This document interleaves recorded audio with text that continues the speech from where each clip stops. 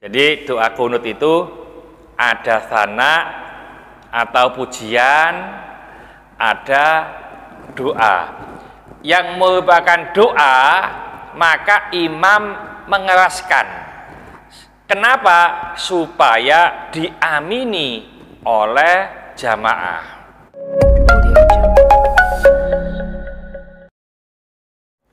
Assalamualaikum warahmatullahi wabarakatuh.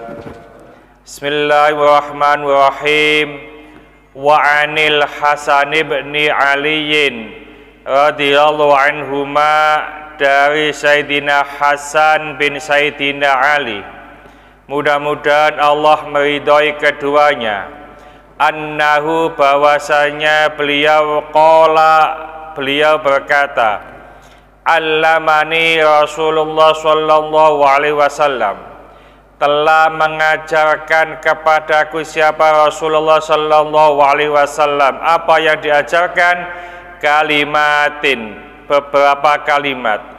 Aqulhunna fi qunutil witri, aku ucapkan, aku baca beberapa kalimat ini di dalam kunut witir. Jadi hadis ini adalah masalah kunut witir. Coba saya loncat lagi di sini.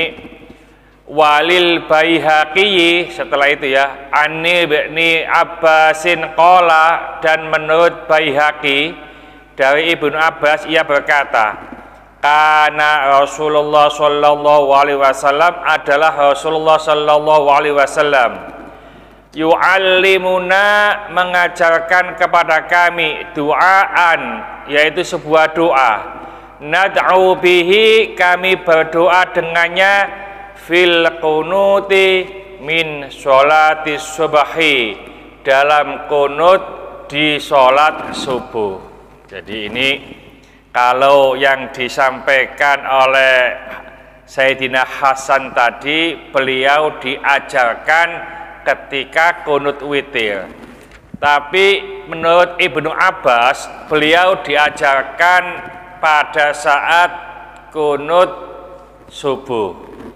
Jadi bisa disimpulkan oleh beberapa ulama, kunut subuh sama kunut witir itu hampir sama. Apa bunyinya?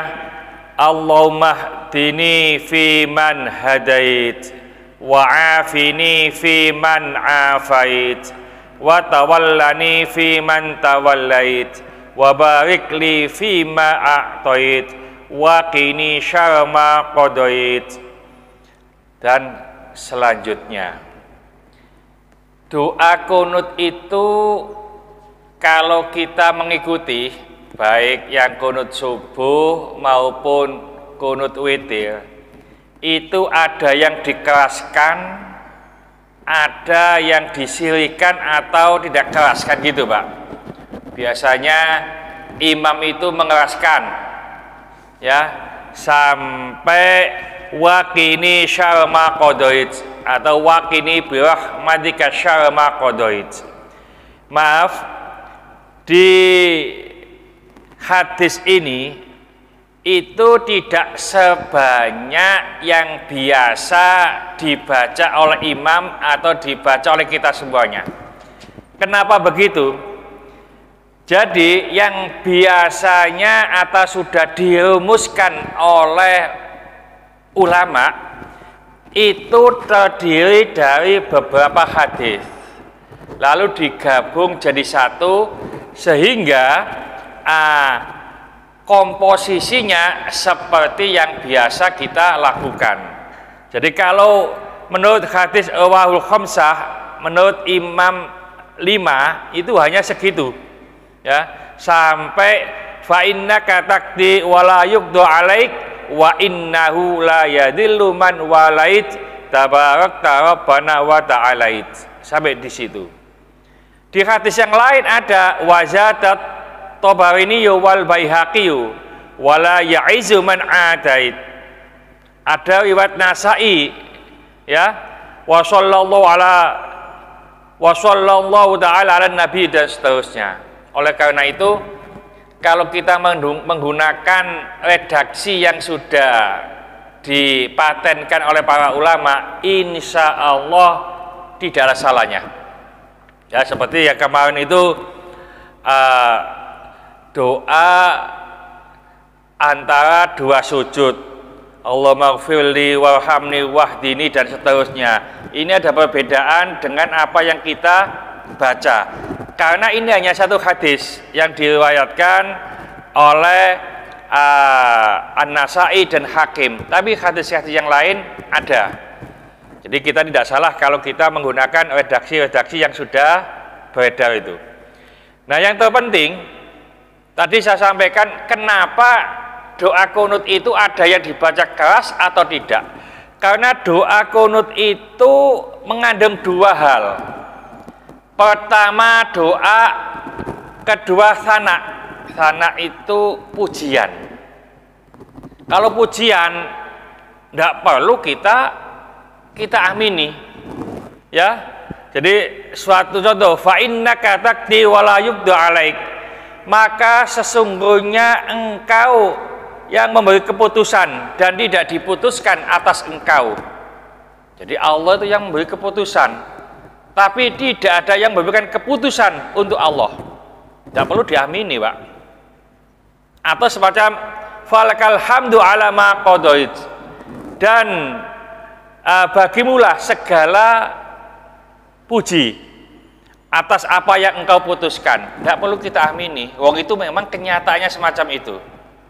Ya, jadi yang diamini itu yang doa, Allahumma hdini fiman hadait, ya Allah berilah petunjuk kepadaku sebagaimana engkau memberikan petunjuk kepada orang-orang lain.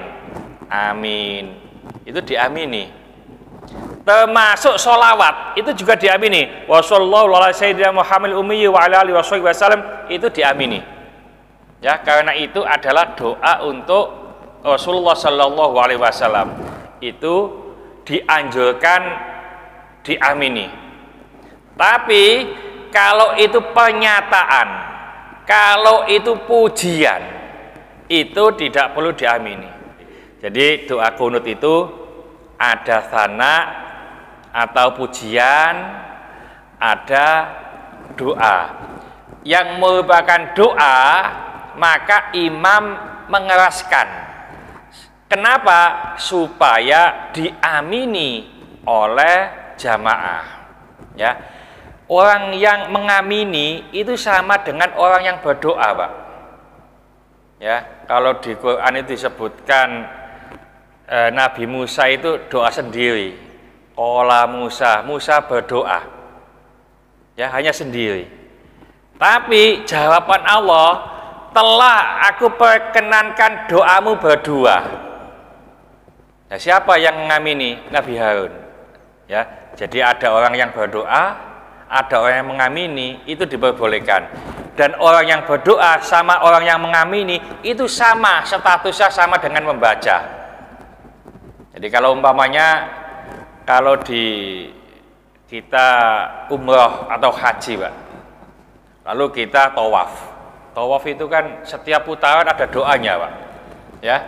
Jangankan yang kita ini, orang yang membimbing tawaf aja nggak hafal. Ya, tawaf pertama itu doanya apa? Nggak hafal, yang baca, Pak. Ya. Nah, daripada nanti ngeluh moco doanya sebanyak itu, ada ulama yang mengatakan paling gampang sampean amini ae. Siapa yang diamini? Dungane wong sak Masjidil Haram. Dungane macam-macam.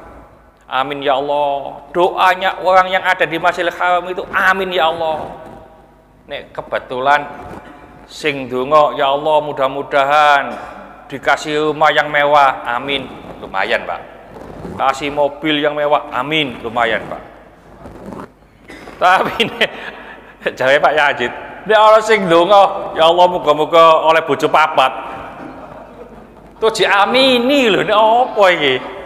Terus pas dikabulkan, repot ini nanti, ya. Pengalaman apa Yazid ini, ya, ngamini gitu. Istrinya berapa, Pak? Masih satu ya, masih satu, Ya gini. Jadi apa? Ini ngamini sama dengan kita berdoa. Lalu yang tidak dikeraskan itu merupakan pernyataan atau merupakan pujian kepada Allah. Jadi tidak perlu diamini. Bismillahirrahmanirrahim. Wal 'asri innal insana lafi khusrin illa alladziina aamanu wa 'amilus sholihati wa tawassaw bil haqqi wa tawassaw bis sabr. Subhanakallahumma wa bihamdika asyhadu an la ilaha illa anta astaghfiruka wa atubu ilaik. Assalamualaikum warahmatullahi wabarakatuh.